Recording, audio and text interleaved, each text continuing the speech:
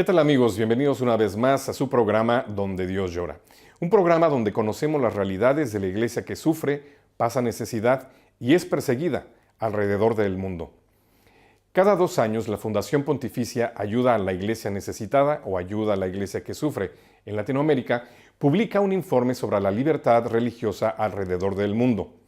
La edición del 2016 presenta algunos datos que muestran un significativo deterioro de este derecho humano inalienable en algunos países. Para conocer un poco del contenido de este reporte, hoy tenemos la visita en nuestro programa de Javier Menéndez, director de la oficina en España de la Fundación Ayuda a la Iglesia Necesitada. Javier, bienvenido a nuestro programa. Muchas gracias. Javier, tú has tenido la experiencia de trabajar directamente en este reporte en otros años. ¿Cuál es el objetivo de este documento? Yo creo que es el mayor reto que tenemos las oficinas de ayuda a la Iglesia Necesitada, ACN Internacional, en todas sus oficinas, en cuanto a información se refiere. Es un esfuerzo titánico, es un esfuerzo muy grande, pero responde a uno de nuestros principales carismas, que es la necesidad de informar, la necesidad de contar, de que nuestros benefactores y toda la sociedad en general, todas las sociedades, conozcan que el hecho religioso, que la creencia religiosa, desgraciadamente un derecho fundamental, no es respetado en muchísimas partes del mundo. Y eso es la base que nos da pie a que muchísimos otros derechos no se cumplen. Por eso es responder a nuestro carisma y creo que merece la pena con todas las de la ley. ¿Nos puedes explicar brevemente cómo compilan toda esta información? Porque es de trabajo titánico. ¿Cuántos países cubren? Bueno, se analizan prácticamente todos los países del mundo, se analizan 196 países. ¿Y cómo se recolecta la información? Básicamente, conforme a unos parámetros que se piden, pues a más de 20 autores diferentes, 20 personas especialistas en diferentes regiones del mundo. Son personas que conocen perfectamente, o bien porque han vivido, o bien porque tienen acceso a una información más privilegiada.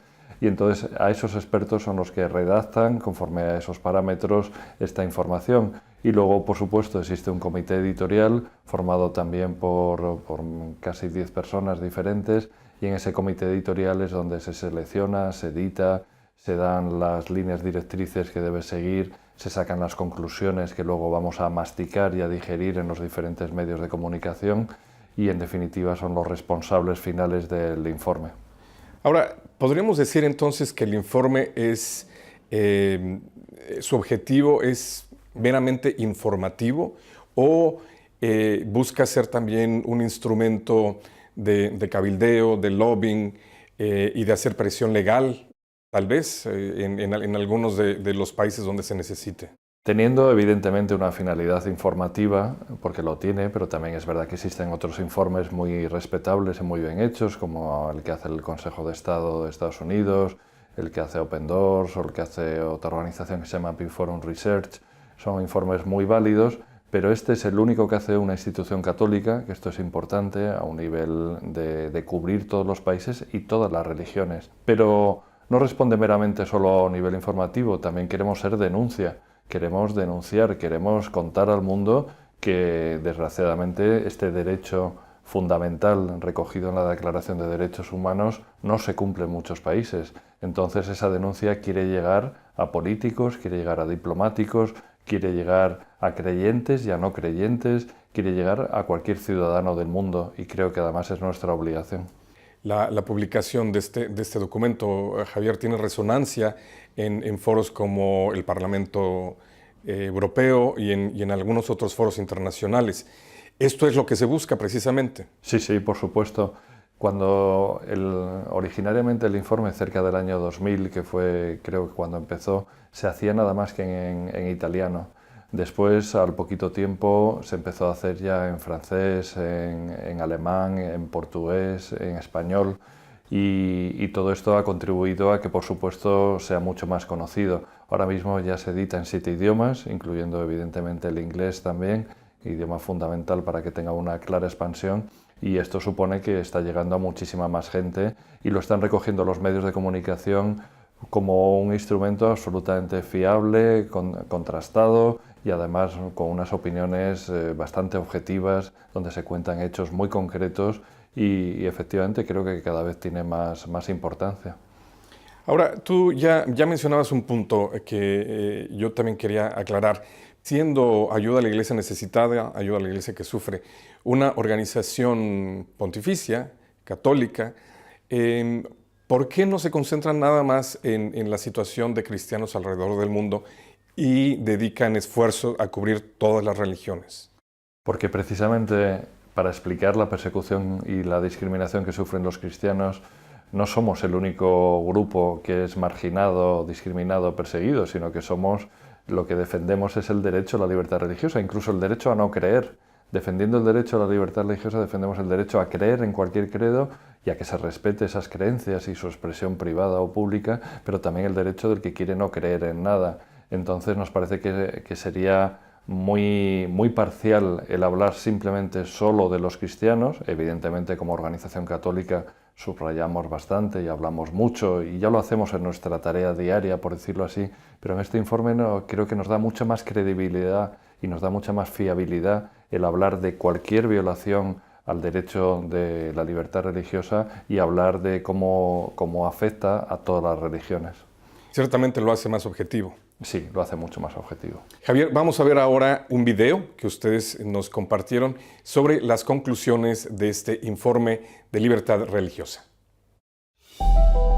En Kenia, en la Universidad de Garissa, extremistas del grupo Al-Shabaab separaron a estudiantes cristianos del resto de sus compañeros musulmanes y los asesinaron. En Israel, una web ultraortodoxa judía llama a prohibir las vacaciones cristianas y a destruir todas las iglesias del país. En Birmania, 40 monjes budistas y 450 extremistas atacan una tienda de té musulmana con palos y cuchillos.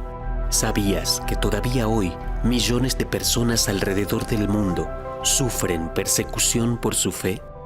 La Fundación Pontificia Ayuda a la Iglesia que Sufre, ACN, en su última edición de 2016 del informe Libertad Religiosa, busca resaltar dónde la persecución religiosa limita los derechos individuales para practicar la fe.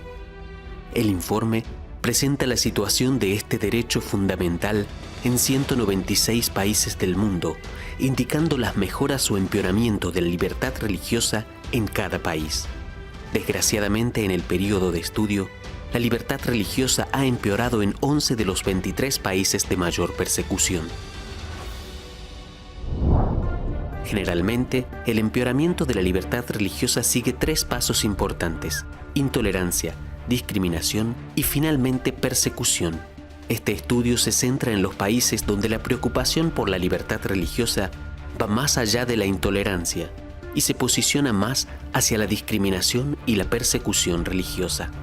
La persecución está dividida entre aquella causada por actores estatales como Corea del Norte, Eritrea, Arabia Saudí, China, Pakistán o Turkmenistán, y aquella causada por agentes no estatales como organizaciones fundamentalistas o terroristas como Daesh o ISIS, que opera en Irak y Siria, o Boko Haram en el norte de Nigeria y Camerún. En el caso de actores estatales, los países de mayor persecución, que incluye a Corea del Norte, Eritrea y Arabia Saudí, la pena por manifestar la fe es la pérdida de todo derecho y libertad, incluida la encarcelación a largo plazo sin juicio justo, secuestro y asesinato. De forma similar, continúa una nueva represión contra grupos religiosos que se niegan a seguir las líneas del partido en regímenes autoritarios como Turkmenistán y China. En China, las autoridades emitieron una propuesta de un reglamento para la construcción que defina el color, el tamaño y la ubicación de cruces en lugares de culto y edificios propiedad de la iglesia. Fueron demolidas las cruces de más de 2.000 iglesias en la provincia de Zhejiang. En países como Pakistán e India, la religión se identifica con el Estado o nación. Aquí los derechos de la religión apoyada por el Estado reemplazan a los derechos de los creyentes de otros grupos, aumentando los obstáculos para la conversión e imponiendo graves sanciones para la blasfemia. El estudio no solo considera el detrimento en la libertad religiosa, también resalta países donde se han visto mejoras comparando con el estudio anterior de 2014. En los datos positivos encontramos 3 países: Bután, Egipto y Qatar. En Qatar, aunque aún quedan muchas cosas por mejorar, 8 denominaciones cristianas registradas tienen ahora permiso para el culto público en una zona prevista por el gobierno.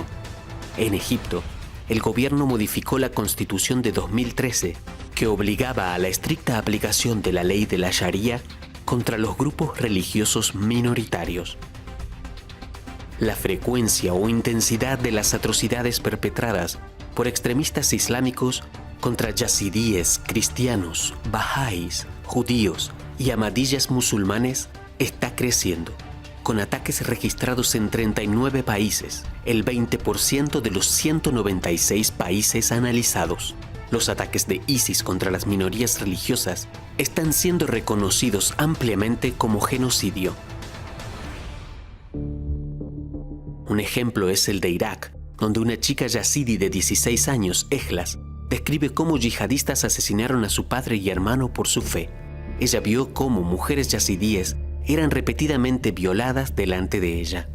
Estas atrocidades no se limitan solo a Oriente Medio, también se extienden rápidamente en Asia y en Europa. En Francia, 2 yihadistas asesinaron a 4 personas e hirieron gravemente a 4 más en un supermercado kosher durante un ataque antisemita. En Escocia, un musulmán extremista asesinó al dueño de una tienda que era musulmán ahmadiyya, por desear feliz Viernes Santo y feliz Pascua especialmente a mi amada nación cristiana. En lugares de Oriente Medio, incluidos Siria e Irak, la violenta radicalización o hiperextremismo, representado por grupos como ISIS y Al-Nusra, están eliminando toda forma de diversidad religiosa y amenazan partes de Asia y del sudeste asiático. Se está intentando sustituir el pluralismo por un fundamentalismo monocultural, eliminando cualquier espacio a la diversidad religiosa. Este extremismo islámico e hiperextremismo, observado en países como Afganistán, Somalia, Irak, Eritrea, Siria, así como en el norte de África, ha sido un factor clave en el crecimiento mundial de los refugiados, con 24 personas desplazadas de sus hogares cada minuto en el año 2015. De acuerdo con las cifras de Naciones Unidas para 2015, el número de refugiados ha crecido a 65,3 millones, las cifras más altas de la historia. El informe Libertad Religiosa también destaca avances positivos sobre la libertad religiosa. En Pakistán, el padre Emmanuel Parvez, un sacerdote católico, ha organizado torneos de fútbol interreligioso.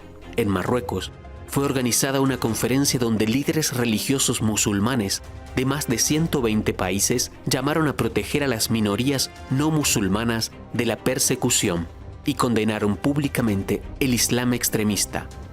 Y el Papa Francisco y el gran imán Ahmad el-Tayeb se reunieron en el Vaticano en un histórico encuentro para renovar las relaciones entre la Iglesia Católica y el Islam. El Santo Padre abrazó a su invitado y dijo: el encuentro es el mensaje. Conoce más sobre cómo la persecución religiosa afecta a la vida de millones de personas alrededor del mundo en la web libertadreligiosaenelmundo.com. La libertad religiosa es un derecho y una responsabilidad que nos implica a cada uno de nosotros.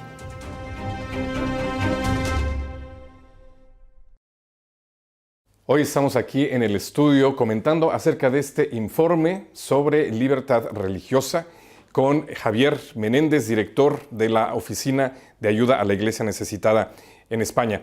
Este es el documento que incluye las conclusiones de este informe. Javier, viendo este video que ustedes nos comparten, la situación está empeorando, ¿ciertamente? Desgraciadamente, cada vez que nos lo preguntan, cada 2 años, que es cuando se edita el informe, tenemos que dar, desgraciadamente, un balance negativo.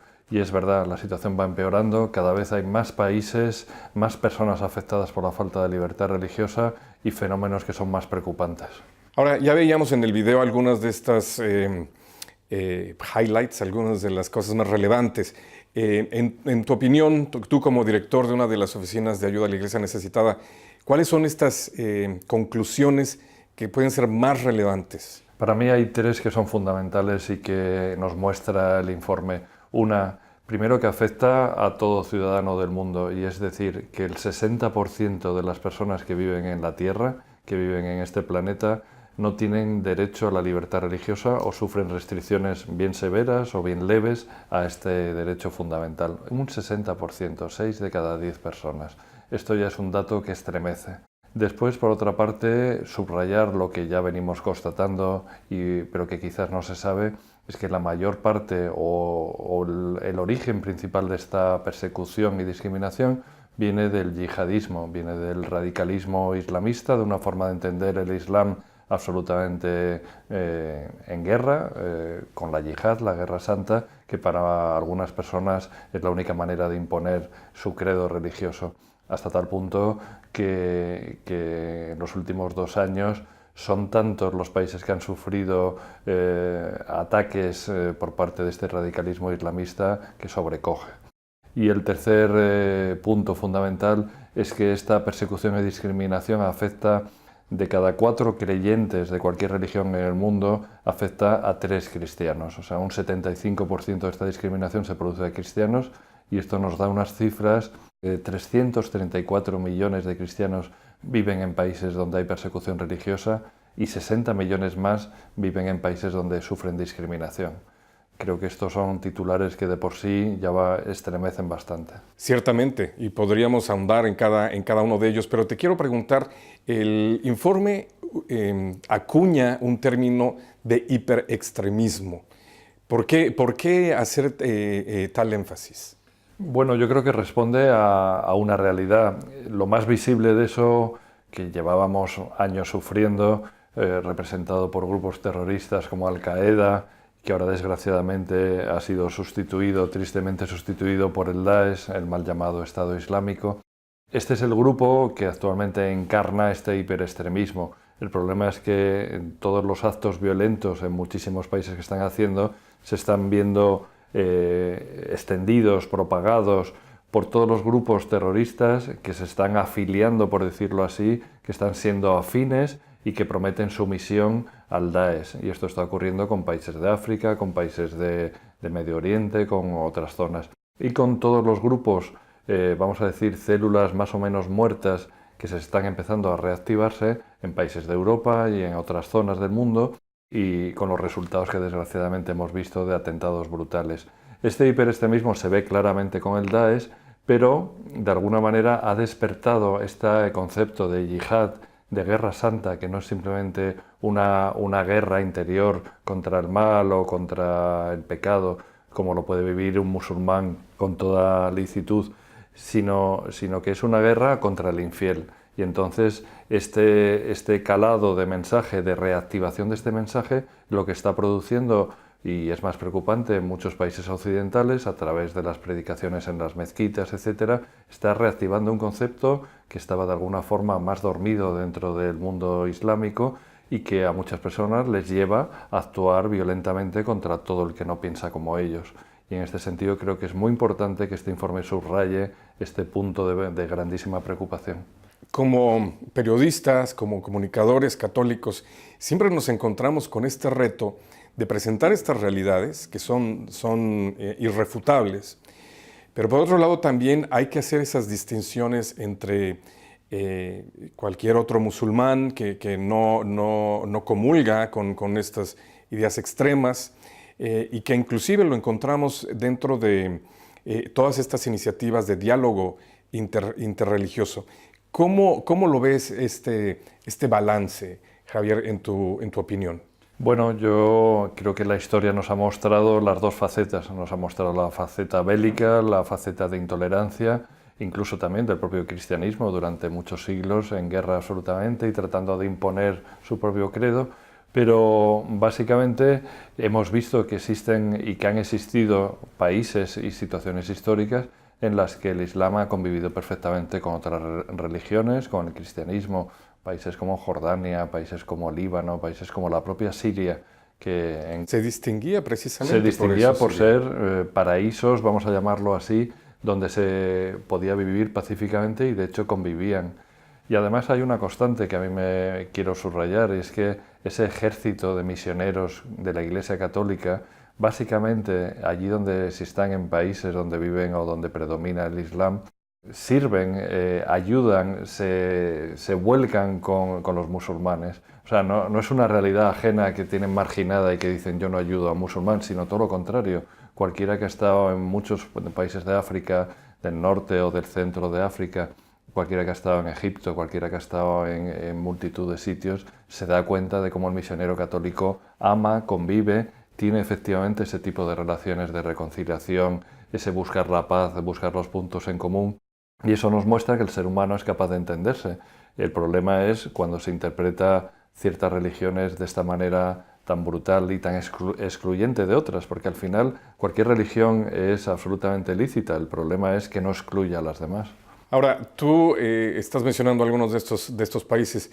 Tú personalmente has estado en Pakistán, que es uno de los países que tiene pues, serios retos en este campo de libertad religiosa, particularmente por esas leyes antiblasfemia que tienen. En el 2015 fuimos testigos, el mundo, de uno de estos crímenes que de verdad nos dejan paralizados. Y fue cuando esta pareja cristiana fueron quemados en un horno para hacer ladrillos por una masa excitada precisamente por un líder religioso musulmán.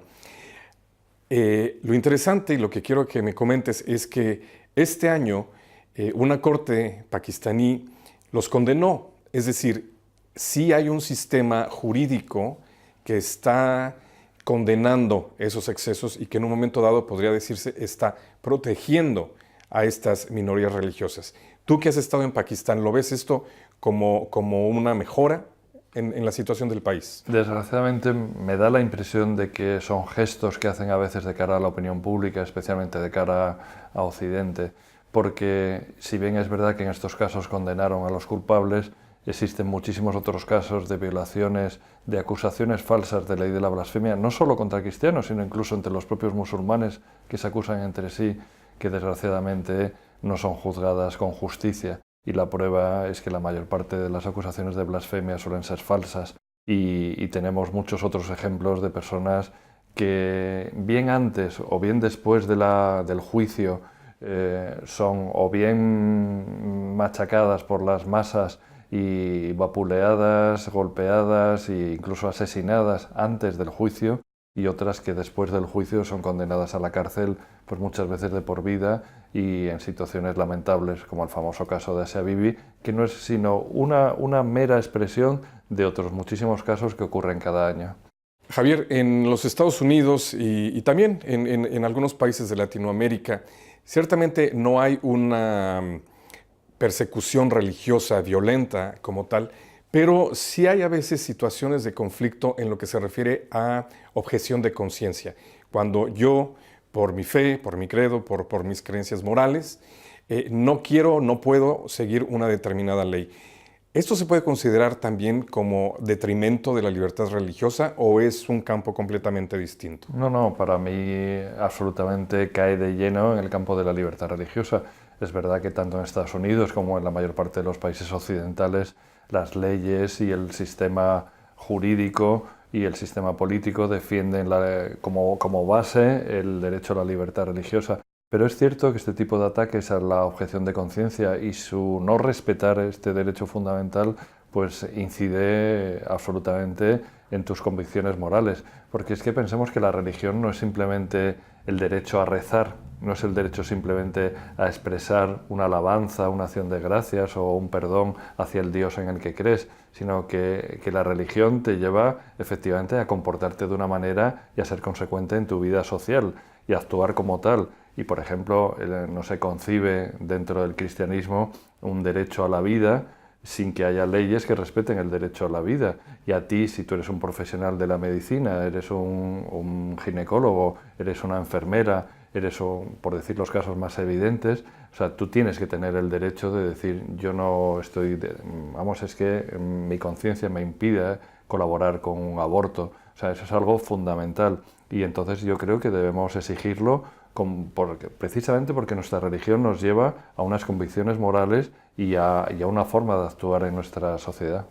Javier, desafortunadamente se nos terminó el tiempo, pero no quiero concluir sin que nos compartas la información de dónde podemos accesar este informe en Internet.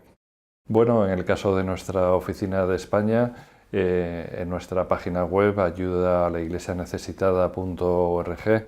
En esta página web se puede descargar el informe, ver país por país, obtener la información. Y luego tenemos una página web internacional que se llama www.libertadreligiosaenelmundo.com, y en esta página web pues se puede acceder a ella incluso en todos los idiomas en los que tenemos publicado.